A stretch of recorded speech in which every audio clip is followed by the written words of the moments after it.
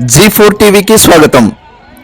పత్తికొండ మండలంలో మంగళవారం అర్ధరాత్రి నుండి తెల్లవారుజామున వరకు భారీ వర్షాలు కురిశాయి.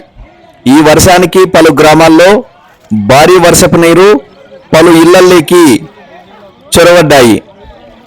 ఈ వర్షం నీరు చేరడంతో ఇళ్లలో ఉండే ప్రజలు బయటకొచ్చి అర్ధరాత్రి జాగరణ చేశారు. ఈ విషయాన్ని ప్రభుత్వాధికారులు వెంటనే గుర్తించి నష్టం జరిగిన వారికి వెంటనే ఆర్థిక సహాయం అందించాలని కోరుతున్నారు. Over to news G4 TV.